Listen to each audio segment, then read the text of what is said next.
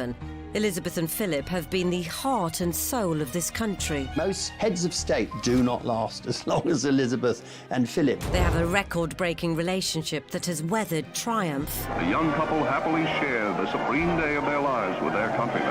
And tragedy. Philip said, well, I'm like a bloody amoeba, you know, I don't exist. Grief. We have seen throughout Britain and around the world an overwhelming expression of sadness at Diana's death. And glory. The Queen and Prince Philip represent that idea of putting duty first and devoting your life to public service. As royal commentators dispel the myth of the monarchy. Famously, she's supposed to have remarkable bladder control. She can sit through hours of boring events. They ended up with the king doing the conga around the staterooms of Buckingham Palace. Experts will break down key archive from crucial moments in royal history. It's a fairy tale created by the Grimm brothers. Anybody entering the royal circles needs to come with their A game. So prepare to discover what actually happens when blue blood runs red. What have you been doing in here all day? This is The Royals Revealed.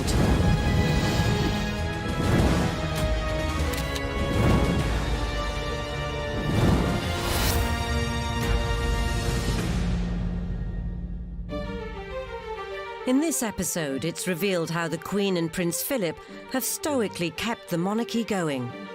I think the most remarkable thing about Elizabeth and Philip, they are a team, and as they've got older, the sense that they're a team has become more distinct.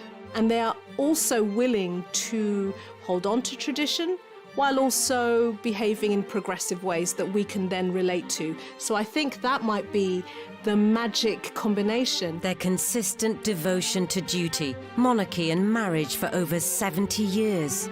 They're probably more in touch with the people than any other sovereign has been before. They look upon her as reassurance.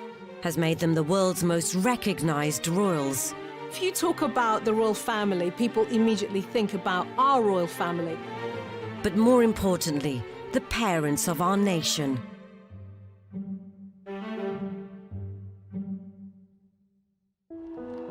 So how did this royal romance, a marriage that has crossed over 2 millennia, begin? Princess Elizabeth wrote a wonderful letter to a lady called Betty Shaw. She explained their meeting. She said, we could have met on several occasions, but the only time I really remember meeting him was when I went with my parents to Dartmouth Naval College. Since 1863, Dartmouth Naval College has been the training ground for the best the senior service can produce. Here, cadets and even future kings have literally learnt the ropes before graduating as officers for a life at sea. While Father was doing official duties on the passing out parade, Prince Philip was charged with looking after the princesses, and he showed them around the place. But perhaps this was not a chance meeting. Well, Dickie Mountbatten was a great kingmaker, and he loved to enable people to get together. So what he obviously thought, what my nephew needs is a wonderful, rich, titled wife.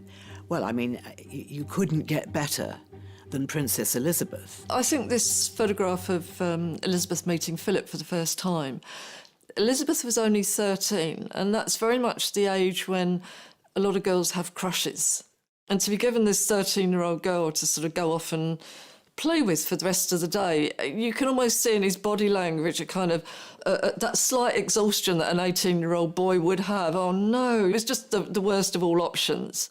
But they hit it off. I mean, it's a bit of an old chestnut that Philip impressed Elizabeth because he could jump over a tennis net. The young but confident princess knew what she wanted and was determined to marry Philip. I think the decision of the relationship was all Princess Elizabeth. She's the one that fell in love with Philip. She's the one that decided, this is the only man in my life. But interrupting this budding romance was an event that would change not just their lives, but those of millions of couples and families around the world. The outbreak of the Second World War in 1939. Philip's first posting was as a midshipman on HMS Ramillies in 1940 in the South Pacific. He served with distinction during the Second World War, firstly in the European theatre and then in the Far Eastern theatre. He was mentioned in dispatches. Having outwitted the Italian fleet and saving his ship in a brilliant, evasive tactical manoeuvre, Philip loved everything about the Navy and was always ready for action, at sea and ashore. Philip was always a huge charmer, especially in his young days. Women fell over him because he was so handsome, and he was the most beautiful dancer I have seen.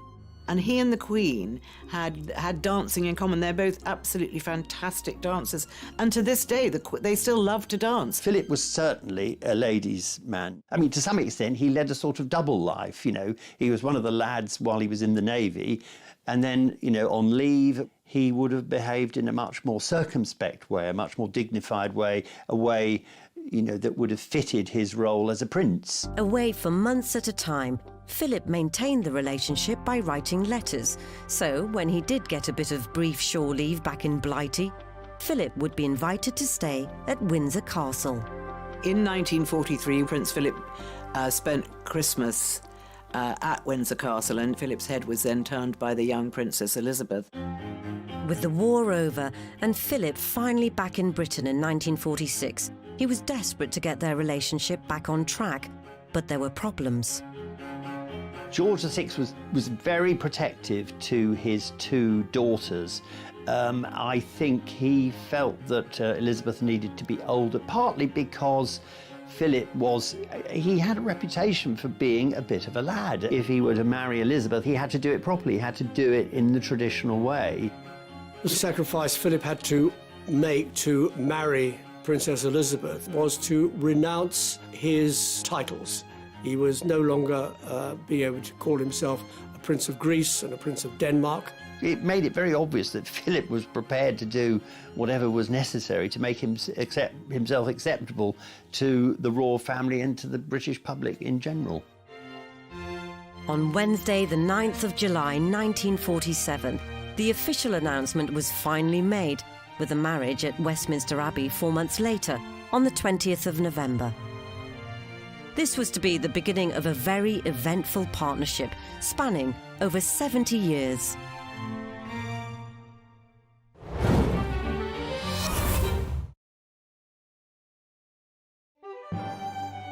After Philip and Elizabeth's marriage in 1947, They proceed with a brilliantly uniformed mounted guards through throngs estimated at 2 millions.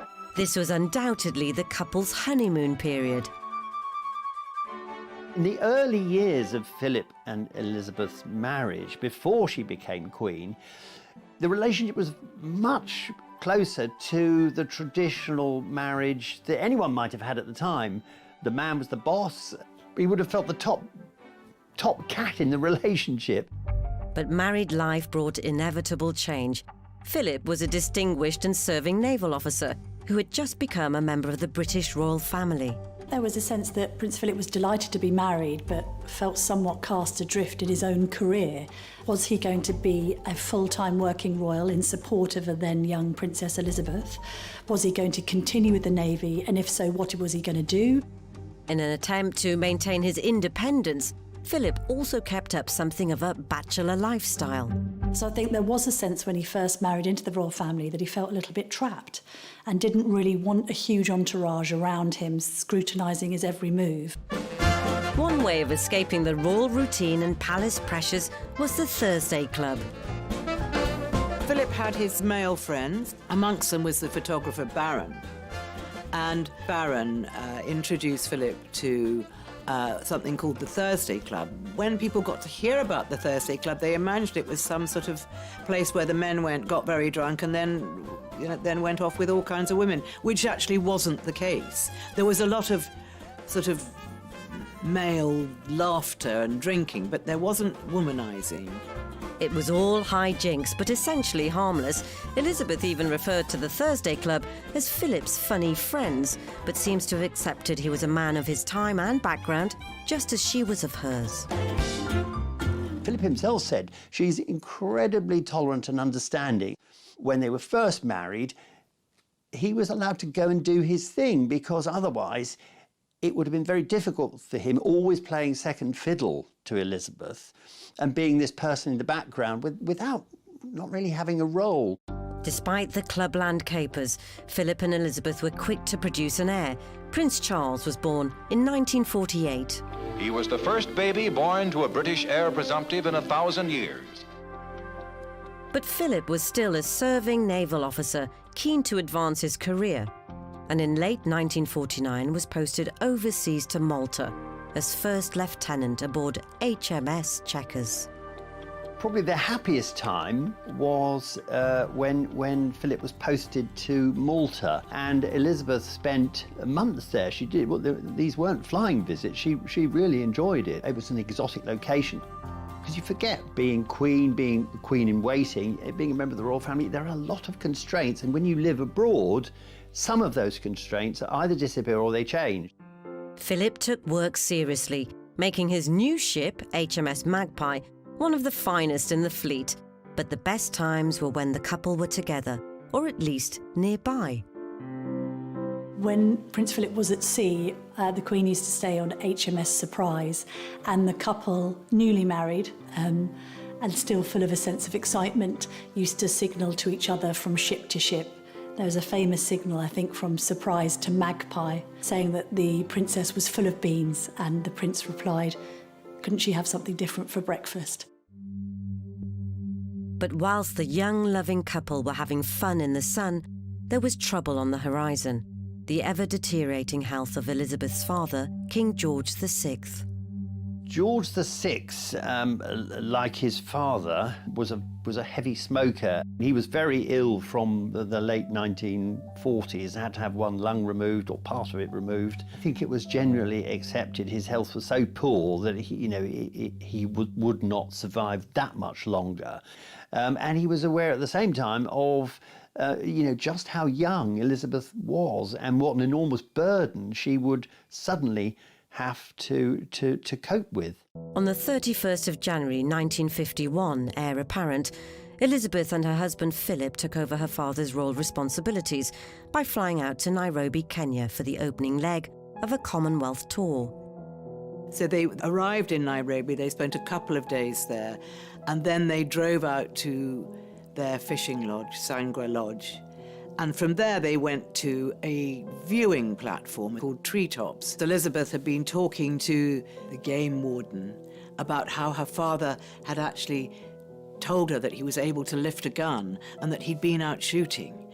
And she was full of happiness, thinking, this is wonderful, Papa's been out shooting, he's getting better. And then this terrible news came in. At 2:45 p.m. local time, already 11:45 in London, and already over 4 hours after the King's death, Philip was informed of this life-changing and tragic news. It was devastating.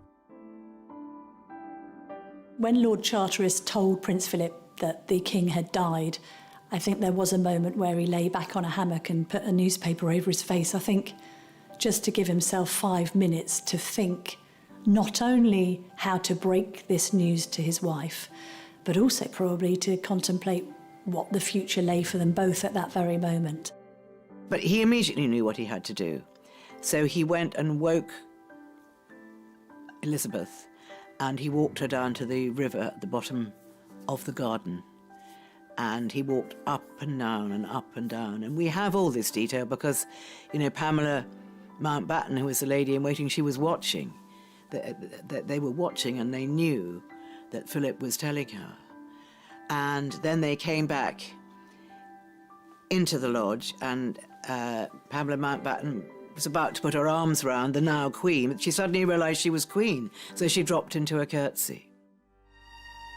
Meanwhile in London, Operation Hyde Park Corner, the official plans for the King's death, were in full swing. The nation was in mourning and seemed to have lost all direction. There was going to be a lot of pressure on the young Queen preparing to fly back from Africa. So unexpected was King George VI's death that the Queen was completely unprepared as far as her wardrobe was concerned. So when her plane landed at Nairobi airport, she did have to transfer to another plane wearing the summer floral dress that she'd been wearing all day on safari. She felt that it would be inappropriate to be seen wearing effectively quite a whimsical outfit. And Mike Parker went out and asked the photographers that they would respectfully refrain from taking any photographs. And I think it's very moving that they put down their cameras and they just stood with their heads bowed. The pilot of the plane who flew Elizabeth and Philip back from Kenya found it extraordinary that she insisted on standing in the cockpit. She was leaning over from behind, watching the controls, watching the runway coming toward them, doing this dangerous thing to steel herself for the shock, the fact that she was now queen, that the whole of the country would be in mourning for her father. And so if she could do this, perhaps what was coming next wouldn't be quite so difficult. When the flight eventually landed back at London Airport, the Queen stepped out first, this tiny figure in her mourning clothes, and Prince Philip stayed back, and he came down the aeroplane steps behind her, 2 steps behind, which was something he was going to be for the rest of his life. For the career-minded and ambitious naval officer Philip, it must have felt like he'd been cast adrift. I think it very quickly dawned on Philip that things would never be the same again. Here you have a man who is very masculine. He had his own identity. He is a red-blooded male, particularly if you think about the social context and the times. Finding yourself in the supporting role as a man would have been very, very difficult to swallow. And I think he stepped up and understood that, he had to make compromises. And actually, I think what he made was sacrifices to play that role. To bless the Royal Princess Elizabeth II with long and happy years to reign over us. Whilst the young Queen Elizabeth was surrounded by courtiers and politicians advising her how to do her new job, Prince Philip was left high and dry in his new role as consort. The role of consort, effectively, is the supporting act to whoever is head of state. And that person is effectively a +1 who is operating in support of their partner. And that effectively means putting a lot of your own ambitions on hold or cancelling them altogether. In Prince Philip's case, of course, effectively having to end his own naval career in support of the Queen. Philip needed advice about how to behave as a consort, and the only available mentor was Prince Bernhard, 15 years in the job as consort to Queen Juliana of the Netherlands, and helpfully, a distant cousin of the Queen. And he gave Philip some very wise advice, basically saying, look, whatever you do, it's going to be wrong. And whatever you do, you're going to be criticised. And whatever you do, it isn't going to be the right thing. And people will be very envious of you and they'll be wanting to, to find out anything that you might do wrong. So he said, what you've got to do, old boy, is you've got to have skin like a rhinoceros for this game, and then you'll survive. Having already been excluded from affairs of state, a new blow for Philip was the news that his children, Prince Charles and Princess Anne, who had been born in the summer of 1950, would not bear his name. Philip was extremely anxious that his own children should bear his own name, and that was Philip Mountbatten. But the Mountbatten name sounded too Germanic. So the Queen thought, well, what about changing the name? And Prince Philip thought, well, let's change the name. But the government of the day didn't like that either. Then the Queen thought, well, maybe we could have Mountbatten Windsor. But no, that wasn't acceptable either at this stage. So in the end, they were just called Windsor.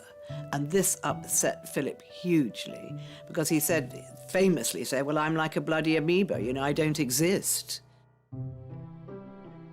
The next inevitable milestone for the young couple would be Elizabeth's coronation, an event that would seal their fate for the rest of their lives. Philip felt completely left out now. He felt that there was no place for him in this massive thing that was happening around and for his wife. And he was made the chair of the Coronation Commission. And in fact, actually, he did one thing in that role for which historians have always been immensely grateful. He was the person who came up with the idea, and there was a lot of opposition to this, that the coronation should be filmed, it should be televised. He was very, very keen on getting the monarchy into the 20th century, albeit in 1953 it was the middle of the 20th century, and he was very much for it, and he persuaded the Queen to go along with it, and she agreed. Which is why we now have footage of one of the most important coronations of the last century, given that it's led to this record-breaking reign by Elizabeth. After years of war and austerity, the nation's hopes were pinned on the young Queen Elizabeth and her dashing consort, Prince Philip. This, the greatest of all royal couples, began the tough task of carving out solid roles for themselves and making their mark on history.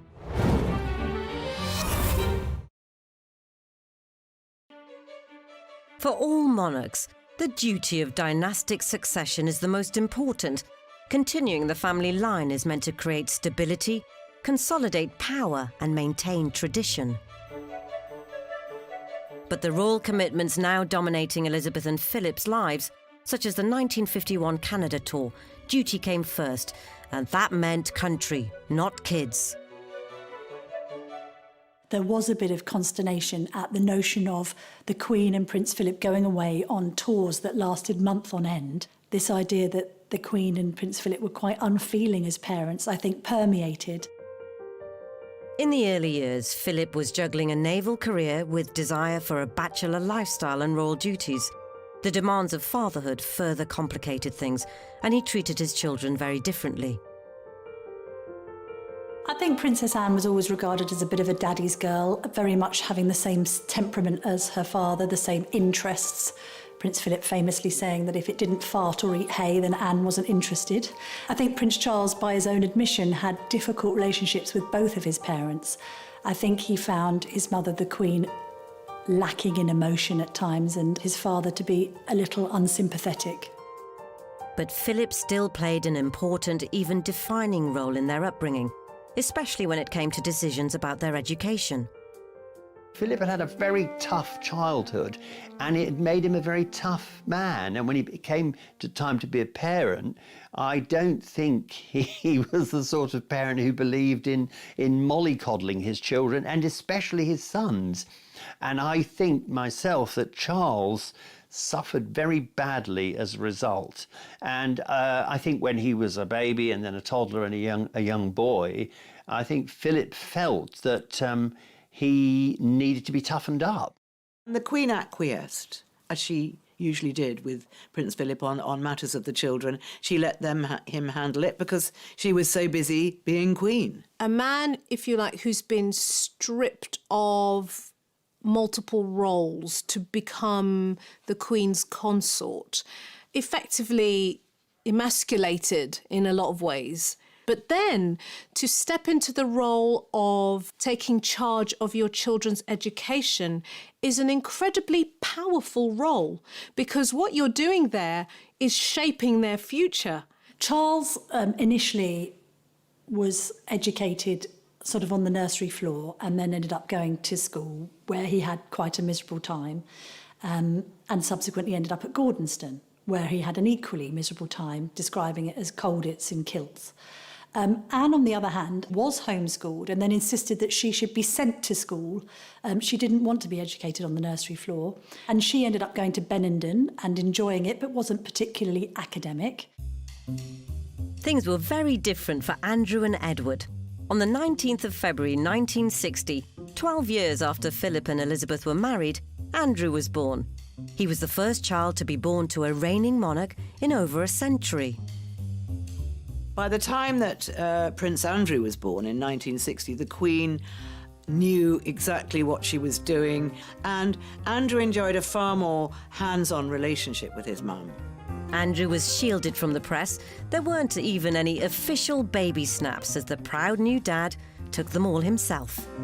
I do think that there is something about the eldest child being treated one particular way and then the next child, and then you get the opportunity to be more hands-on with your younger two.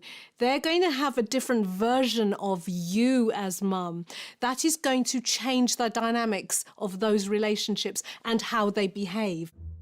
Having been on the throne for 8 years, Elizabeth was used to the job and had more time for Andrew, having him for whole mornings playing on the floor whilst she worked at her desk. Philip seemed to find fatherhood more enjoyable too. He even occasionally looked after Andrew, but was easily distracted, giving Andrew the opportunity to make mischief.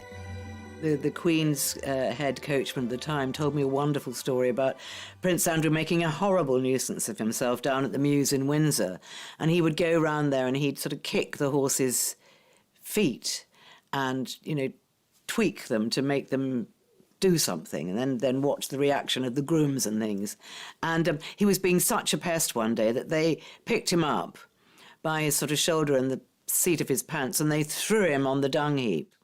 So he was a very naughty little boy, but he wasn't a nasty little boy. He was just a typical boy. Elizabeth had always wanted 4 children, and on the 10th of March 1964, Edward was born. There are several ways of looking at where the Queen was when Edward was born. Here you've got a woman who is now a working mum. She's juggling several roles. She has a diary that states that she wants to fit in bath and bedtime with Edward. This is her opportunity now to be more connected and bonded with her youngest child. Maybe this is the time that she wanted to give that attention and love and acknowledgement that children need that connection. So you've got a working mum who's juggling.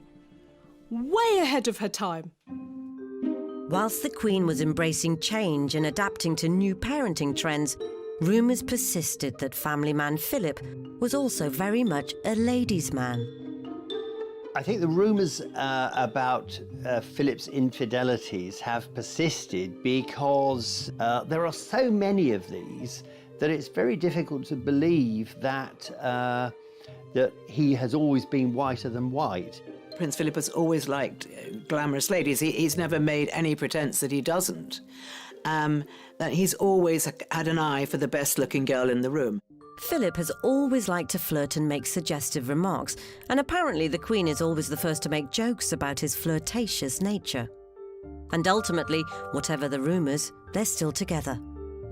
Philip is the sort of person who window shops, but he doesn't buy. There's only been one man in the Queen's life, and that's been Prince Philip. They adore each other as much today, 72 years... At the Guildhall in London. She mentions the fact that you have to work at a relationship, that marriages don't just happen. They're created, they develop, they change over time. And it's almost as if she's acknowledging that Philip, for all the difficulties of being the consort and being 2 steps behind always and not the most important player, she's acknowledging that Philip was able to do it. Philip stuck with it. He may have wandered and strayed now and then, but he was still there. Although the institution of marriage and a solid family image might be working for Philip and Elizabeth, unfortunately, it soon wouldn't be for the rest of the family. Well, family's everything to the royals, really. I mean, it's a family, but it's also a firm with major and minor shareholders. And what's interesting is that the institution survives beyond family crises, and there have been many over the years. And the Queen has even had to take evasive action against her own beloved children in a bid to protect the institution. The first cloud on the horizon for our first family was in 1987, when Prince Edward announced his decision to drop out of his Royal Marine training after just 4 months. When Edward made his momentous decision to leave the Marines, the one person that was actually very supportive of him was his father. Prince Edward is said to have coped well with the physical side of things here. After the initial shock, the training apparently was no more of a problem for him than for anyone else. If the reports are true, it was the long-term prospect which caused him to reconsider his future with the Marines. The Queen took the news with icy displeasure, and the Queen Mother saw it as a dereliction of duty. But Edward's father's reaction was surprising. Well, I think everybody thinks that Prince Philip is this very hard and difficult man, which indeed he can be, but he's also very sensitive, and he has a very warm relationship with his youngest son. He's always been there for him, perhaps in a way that the Queen's always been there for Andrew.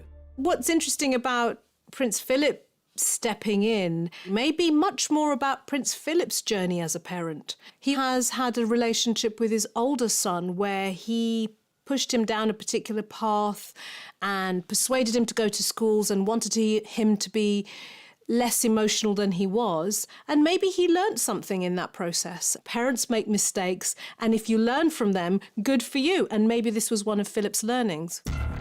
But Edward's shocking decision was nothing compared to the scandalous year of 1992. Not only did Princess Anne divorce Captain Mark Phillips, but the Duchess of York was about to put her foot in it. Literally. Fergie had been caught topless, having her toe sucked by her financial advisor, Johnny Bryan, in the south of France while Andrew was away. Pretty unfortunate story. And she was going into breakfast, and she was stopped from going into breakfast by a private secretary, suggesting what was actually in the pages of the newspapers and the tabloids, that it might be a good idea if Fergie went back to London rather than staying at Balmoral, which she did. And she went back pretty quickly. The family were aware of all the pictures. They weren't going to raise it with her. It was left to the private secretary. But yes, I think she was deeply embarrassed by that, that she didn't just let the family down, but she let herself down and her husband down as well. During the same period, someone else receiving unwanted press scrutiny was Princess Diana.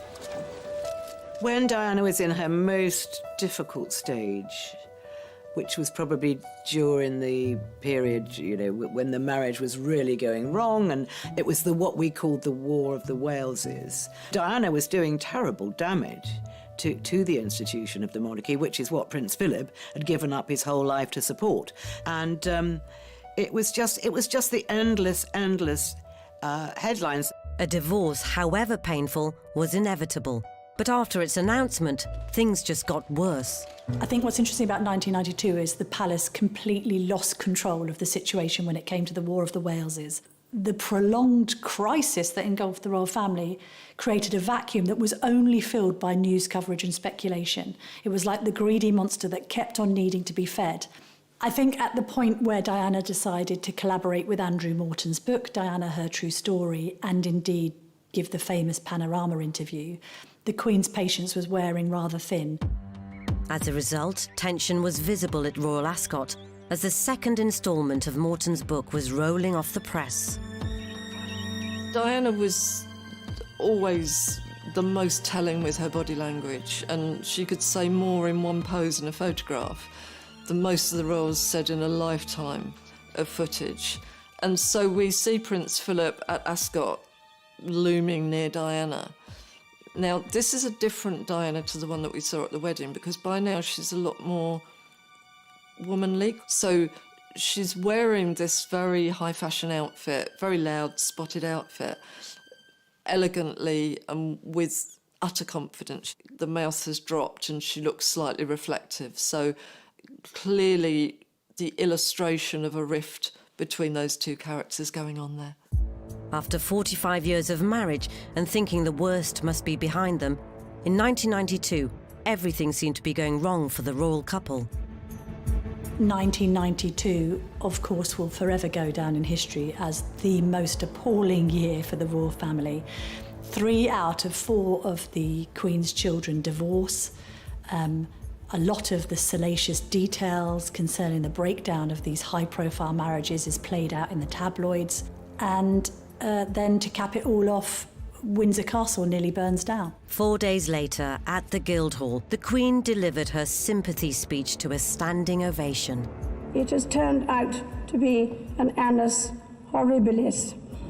I think that speech really resonated with the public, who were grateful that the monarch was willing to acknowledge how dreadful the previous 12 months had been. Ordinarily, you expect the Queen to keep calm and carry on and not point to the glaring errors that have been made by her own children. And in this case, I think she just thought, there's no hiding this. But the 1990s had one final, devastating sting in the tail. An event that nearly ended all Philip and Elizabeth had worked for and brought Britain to the brink of revolution.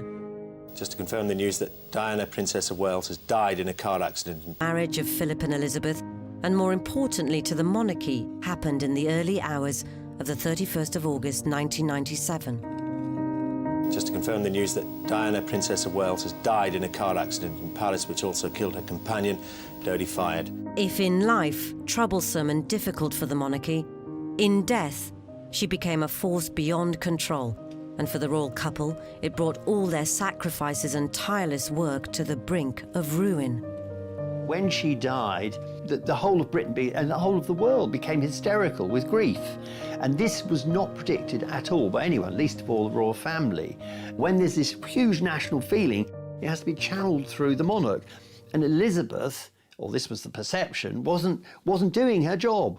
Very, very, very disgraceful, I find their behaviour. Very disgraceful. Well, I think it must be very, very cold-hearted not to have a flag up. I think it's a disgrace on the whole royal family. It wasn't helping that Tony Blair, the Prime Minister at the time, was much more engaged with public sentiment. The people everywhere, not just here in Britain, everywhere, they kept faith with Princess Diana. They liked her, they loved her. They regarded her as one of the people. She was the people's princess. His people princess speech was very, very clever. And he spoke before the Queen spoke, but she was following a royal tradition that when somebody dies, you close ranks, and it's family, and the only two people that really matter are the children left behind. Whatever the truth, it captured the press's imagination, and the Queen, and especially Philip, didn't like it. Secluded in Balmoral, Scotland, Elizabeth was stoically keeping to royal protocol, whilst Philip looked after their bereaved grandchildren. This meant the monarchy were unaware of the magnitude of events 500 miles south in London. I know that one of the Queen Mother's friends rang her and said, you know, you really should get down here, you lot, because, you know, it's going absolutely crazy here. They forgot that they're not an ordinary family, and that was a mistake.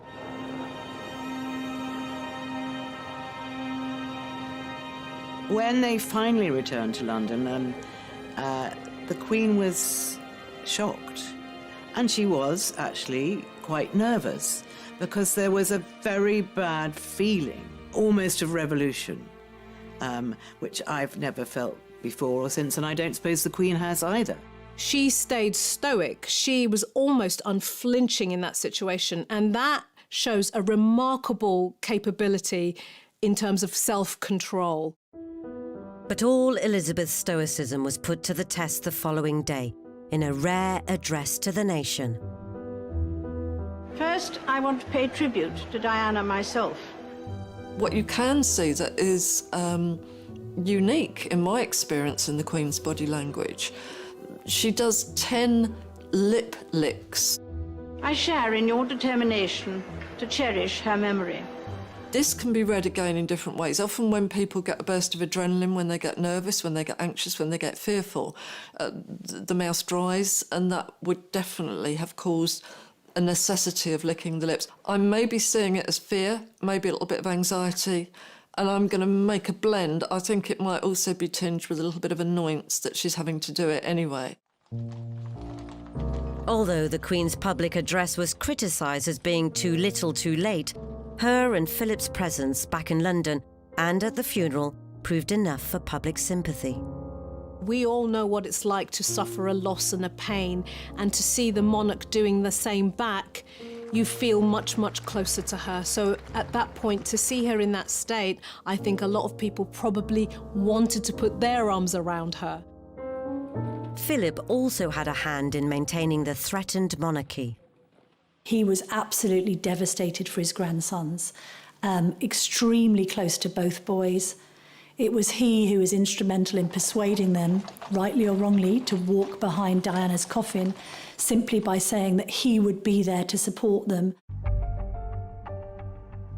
Diana's death was possibly the first time in the Queen's reign when the country did not come first. The point was, both Grandma and Grandfather did their best in their own way to support those princes at the time. And it was an unprecedented moment. It was an abject tragedy, and they dealt with it in their own way. The Queen said afterwards that lessons had to be learned from Diana's death. Slowly they have been.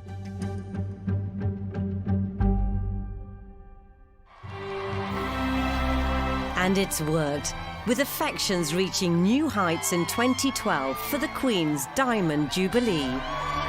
It's absolutely brilliant. So we're thoroughly enjoying it. As you can see, the kids have really made a day of it. As the Queen and Duke have become older, more of the royal duties have been passed to the younger generation. William did resist for some time becoming a full-time working royal. He wanted to spend his time in the military. He also wanted to be that air ambulance pilot and achieve a career of sorts on his own terms. But inevitably, when your granny is approaching her 90s and you're married and you're starting a family, there's an emphasis on you having to step up to the plate. I think now the Cambridges are very much admired for the fact that they have sacrificed everything in order to serve Queen and country. The Queen's very conscious of the fact that her father wasn't around long enough to tutor her. You've got to remember that she was 25 when he died. So she was still fairly young, and William is doing a very good job what he's doing at the moment, and he is learning the ropes. After working tirelessly from the sidelines, another royal is now stepping into the limelight. I think Anne has carved out a very definite role for herself, and I think, like her mother, she has put duty very much in the spotlight. You know, she rolls her sleeves up and she gets stuff done. Safe in the knowledge the future of the monarchy is in good hands, Philip stepped down from royal duties in August 2017 at the tender age of 96. And that's a pretty good age to keep going, but there comes a time when, yeah, even Prince Philip had to hang up his spurs. Philip's retirement signified the end of being seen 2 steps behind the Queen, a position he's held as the Queen's rock for nearly 70 years. The coronavirus crisis, I think, has given the whole world pause for thought as to what a 94-year-old and a 99-year-old should be doing in terms of their contribution to public life. We want the Queen to remain visible, but at the same time, few would begrudge her putting her feet up a little. This selfless couple and their relentless dedication to duty have stoically kept the monarchy going. I think the most remarkable thing about Elizabeth and Philip, they are a team, and as they've got older, the sense that they're a team has become more distinct. And they are also willing to hold on to tradition while also behaving in progressive ways that we can then relate to. So I think that might be the magic combination. They're probably more in touch with the people than any other sovereign has been before. They look upon her as reassurance. As long as the Queen's okay, the rest of us are okay.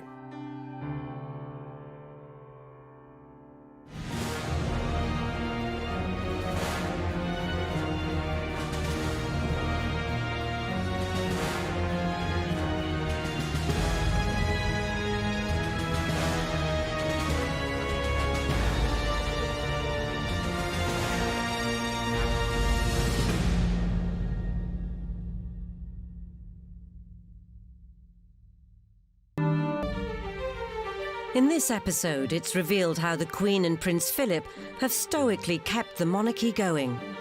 I think the most remarkable thing about Elizabeth and Philip, they are a team, and as they've got older, the sense that they're a team has become more distinct. And they are also willing to hold on to tradition while also behaving in progressive ways that we can then relate to. So I think that might be the magic combination. Their consistent devotion to duty, monarchy and marriage for over 70 years. They're probably more in touch with the people than any other sovereign has been before. They look upon her as reassurance. Has made them the world's most recognised royals. If you talk about the royal family, people immediately think about our royal family. But more importantly, the parents of our nation.